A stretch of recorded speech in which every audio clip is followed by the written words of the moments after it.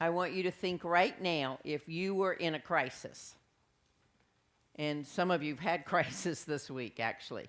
And you've had a text or heard over email. But let's do it this way. You've got something big shows up on your phone. You see this big thing on your phone. And you're then seeking to find your person. Who do you want to reach? Because this is big. I'm trying to look for my person. And so let's say your person's not in this room and they're off somewhere. So now you're texting your person frantically. And at first couple of texts, you get nothing back. So now you're texting more, nothing back. You're texting more. You've texted like 26 times, nothing. Then you start making phone calls. Hang up, phone call, hang up. You're getting a not available, not available, not available.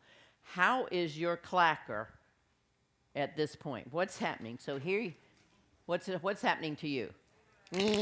Right, at each time, this anxiety is going up, up, up, up, up. And then you finally reach your person.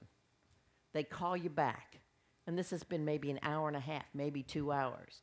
And you answer the phone, and you pick it up, and they go, "What the hell are you doing? What the hell are you calling me all these times? Don't you know I'm at work?" What happens to your clacker? You're going like this. And then, bam! Okay. So you're hitting the gas pedal, right? You're hitting the gas pedal, and all of a sudden, you get that response. You pull your foot off the gas, and you slam on brakes. That is called a trauma. And we call them little t's, as opposed to a big T trauma. Each one of those, because it changes your system from high clack, you have this crash into the brake, which is a parasympathetic response, and it'll upset your gut and everything. You'll almost get sick at that moment. How many can believe that? Okay. Now, what happens if you're going like, here, you can't find him, you can't find him, you can't find him or her, you can't find him or her, you can't find him or her. It's getting better, worse, worse, worse, worse. Finally, they call and they go, "Oh my gosh, something must have happened. I see you've tried to reach me so often. Wow, I'm here now. Whatever it is, we got this. Whatever it is, we got this." What's happening now? It doesn't crash, does it? It slowly starts. Take a moment, but it slowly starts. Does that make sense? And it doesn't happen instantly because you're all jacked up. It's going to take a while for that clacker to come down, but it comes down. And then after you get together and after everything kind of regulates, then you can say, "All right, let's solve this. Let's take this on. Let's figure this out." But it takes a moment, right? Okay. Does everybody feel that in their body? This is what attachment is for children. A child experiences a distress. It turns on, just like in us, it turns on a genetic system. It turns on automatically a genetic system that says, "Go find your person."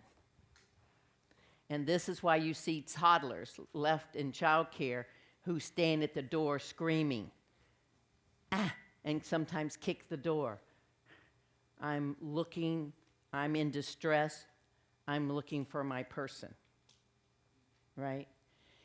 And it's not a choice, it's a genetic thing, just like in elephants, just like in tigers, lions. You know, you see it on TV, the little lions are out there playing in front of mom, and all of a sudden you hear a rumble of the bush. What do all the babies do? Run back to mommy. So they come back to mommy, and then they seek comfort from you. This is the original safe place. The original safe place. The original, how do I define what safety looks like? how do I feel a felt sense of safety? And some kids never get it.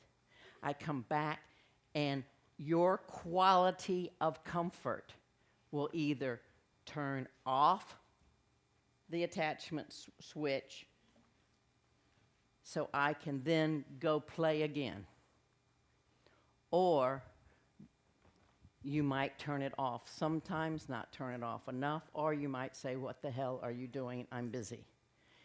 And then we have a different, each quality of how you meet a child's distress will determine the attachment bond.